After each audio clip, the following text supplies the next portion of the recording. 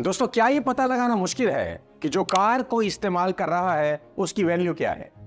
कोई भी car dealer आपकी गाड़ी की वैल्यू आराम से बता देगा। और क्या ये पता लगाना मुश्किल है कि जिस घर में आप रह रहे हैं उसकी वैल्यू क्या है? कोई भी प्रॉपर्टी एजेंट बहुत आसानी से आपको बता देगा। लेकिन दुनिया में एक चीज ऐसी है जिसकी वैल्यू कोई डीलर, कोई एजेंट नहीं लगा सकता, और वो है आप। आज एक सवाल आपसे पूछता हूं, आपकी नजर में आपकी वैल्यू क्या है? हाँ, आपसे ही पूछ रहा हूं, आपकी नजर में आपकी वैल्यू क्या है? आपकी वैल्यू क्या है, यह सवाल पिछले कुछ दिनों में मैंने कोई 6 अलग अलग लोगों से पूछा, और आपको हैरानी होगी यह जानकर कि सभी 6 लोगों के जवाब बड़े चौंकाने और हैरान करने वाले थे। इन सभी के बड़े ही इंटरेस्टिंग जवाब एक एक करके आपको बताता हूं, लेकिन यह बता दूं कि इस वीडियो को आखिरी तक जरूर देखना, क्योंकि इस वीडियो के एंड में आपको आपकी सही वैल्यू पता चल जाएगी। और अगर आप इस चैनल पर नए हैं तो सब्सक्राइब जरूर कर दीजिए। तो 6 अलग अलग लोगों से मैंने ये सवाल पूछा कि तुम्हारी वैल्यू क्या है। जवाब सुनिए। पहले ने कहा मेरी वैल्यू 10,000 रुपया महीना है, इतना ही आ जाए बहुत है। दूसरे ने कहा मैं 50 लाख का आसामी हूं। मैंने पूछा कैसे? तो बोला मेरे पिता का इतने का फ्लैट है और मैं अकेला वारिस हूं और मुझे ही मिलने वाला है, इसलिए मेरी वैल्यू 50 लाख की है। तीसरे का जवाब था मैं 20 लाख का आदमी हूं। मैंने पूछा वो कैसे? तो बोला मेरा ब्याह होने वाला है और इतना दहेज तो मिलेगा ही। लेकिन सबसे हैरान करने वाला जवाब निराशा में डूबे उस चौथे आदमी ने दिया। बोला सोनू सर, मेरी कीमत तो 2 कौड़ी की भी नहीं है, मैं किसी काम का नहीं हूं, अनएम्प्लॉयड हूं, चाहता हूं सुसाइड करूं। एक हाई जेंट्री के यंगस्टर से मैंने यही सवाल किया कि तुम्हारी वैल्यू क्या है? सबसे अजीब जवाब इसी ने दिया। बोला आप मुझे किडनैप कर लो और मेरे बाप से फिरौती के लिए नेगोशिएशन करो, जितने में मेरा बाप राजी हो जाए उतनी मेरी वैल्यू समझ लेना। मैंने कहा भाई वाह, क्या जवाब है। मगर इन सब से हटकर एक यंग लड़का जो कि मजदूर था, उसके जवाब ने मुझे सबसे ज्यादा इंस्पायर किया। बोला सोनू सर, मेरी कीमत करोड़ों की है। मैंने हैरान होकर पूछा वो कैसे? बोला मेरा शरीर मेरी मशीन है और इससे मैं करोड़ों की दौलत कमा सकता हूं, इसलिए मेरी वैल्यू भी करोड़ों की है। लेकिन अगर मैं काम ही ना करूं तो मैं 2 कौड़ी का भी इंसान नहीं। क्या बात है। इस यंग लड़के के शानदार जवाब ने मेरी खोज पूरी कर दी, और मेरी लाइफ का एक्सपीरियंस भी यही कहता है कि ऐसी ही सोच वाले लोग जिंदगी में एक दिन टॉप पर पहुंचते हैं। दोस्तों, अगर आप सफलता का सीक्रेट आज जानना चाहते हैं तो इन सब के जवाब ध्यान से सुनिए। इनके जवाबों में ही इनका फ्यूचर छुपा है। पहला नौजवान जिसने कहा था 10,000 रुपया महीना आ जाए बहुत है, ये निराशा में डूबा है और अपनी जिंदगी की एक बाउंड्री डिसाइड कर चुका है कि बस इतना हो जाए बहुत। दूसरा जिसने खुद को 50 लाख का आसामी बताया, जो बाप के फ्लैट का वारिस है, ये आलसी, निकम्मा और कामचोर है। ये साला इल्यूजन में जी रहा है कि अगर इसके बाप को कुछ हो गया और फ्लैट हाथ से चला गया तो ये 2 कौड़ी का भी इंसान नहीं रहेगा। ये उस दिहाड़ी मजदूर से भी गया गुजरा है जो शाम को 400-500 रुपए तो कमा ही लेता है। तीसरा महापुरुष दहेज के भरोसे बैठा है। यह आदमी हरामखोर प्रवृत्ति का इंसान है, दूसरे के पैसे पर गिद्ध नजर लगाए बैठा है और हराम का माल उड़ाने की फिराक में है। अगर इसे दहेज ना मिला तो यह भी 2 कौड़ी का ही आदमी है।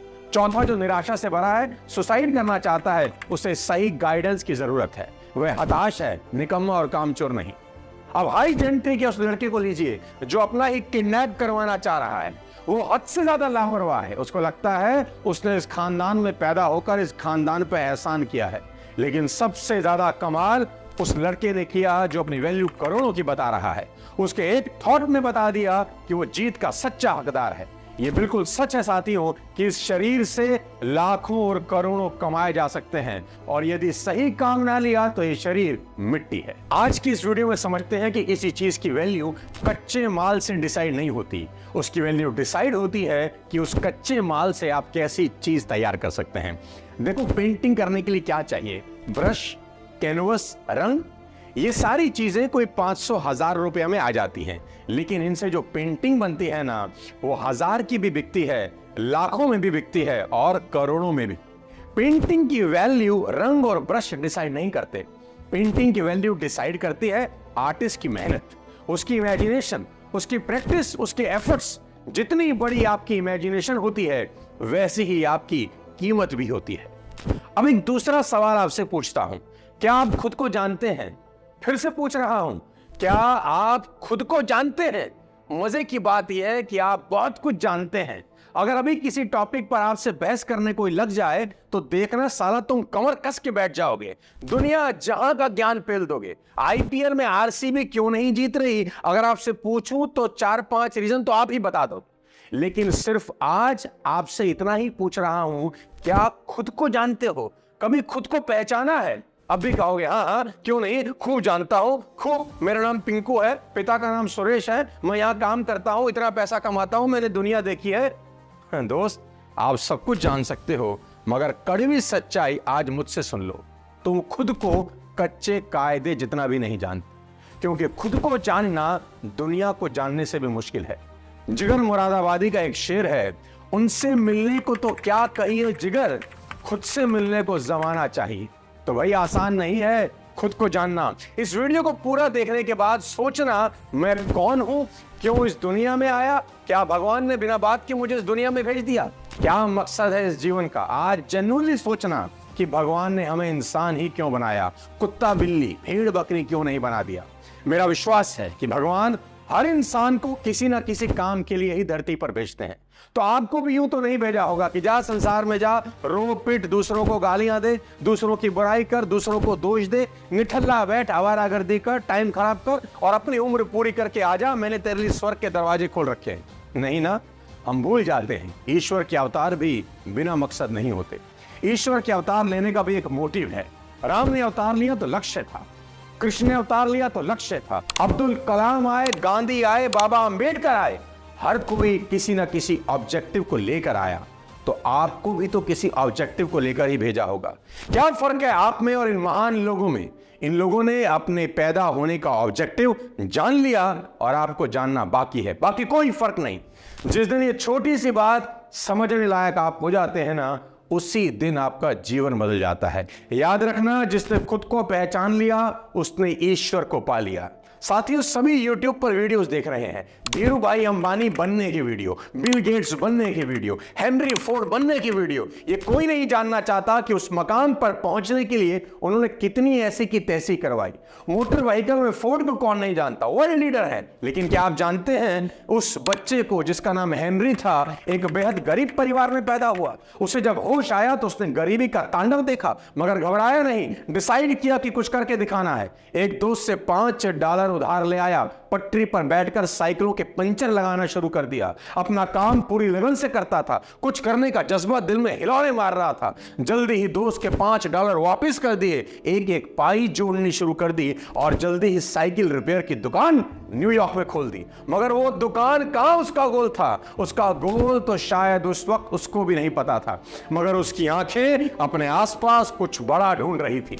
उसी वक्त सड़कों पर नई कार उतर रही थी। फोर्ड का ध्यान वहीं गया। उसने नई पुरानी कारों को खरीदने और बेचने का काम शुरू कर दिया। साथ साथ उसने वर्कशॉप खोल दी। एक सपना अंदर ही अंदर कब आकार ले गया उसे पता ही नहीं चला। अपनी ही मोटर बनाऊंगा, यह ख्याल 24 घंटे उसके दिमाग में घूम रहा था। यह सपना उसे साकार करना था और सपनों को साकार करना उसको आता था। पुरानी कारों की खरीद फरोख्त से प्रॉफिट हुआ। उसकी इच्छा थी कि ऐसी गाड़ी बनाऊं जो इकोनॉमिकल हो, क्योंकि उस वक्त गाड़ियां बहुत महंगी होती थी। और आखिरकार 1903 में फोर्ड ने अमेरिका के डेट्रॉइट शहर में फोर्ड मोटर कंपनी की फाउंडेशन रख दी। 1909 में फोर्ड ने अपनी पहली टी कार मार्केट में उतार दी। कार छोटी और सस्ती थी, कीमत 13,865 रुपए। उसके बाद फोर्ड ने फिर पीछे मुड़कर कभी नहीं देखा। उस हेनरी फोर्ड ने अपनी कीमत जानी और फुटपाथ से उठकर अरबों डॉलर का बिजनेस खड़ा कर दिया। क्या हमारे यहां कोई नौजवान ऐसा नहीं कर सकता? बेशक कर सकता है। एक नहीं, हजारों कर सकते हैं, मगर कर नहीं रहे। इस सोच को निकाल फेंको कि तुम कुछ नहीं कर सकते। इतना समझ लो कि तुम हीरे हो, बस धूल में पड़े हो। उठो, कुछ ऐसा करो कि लोग तुम्हें सिर का ताज बना लें। इंसान वह है जो दूसरों को पहचानने से पहले खुद को पहचाने। वो जब तक ऐसा नहीं करेगा, इंसान कहलाने के लायक नहीं।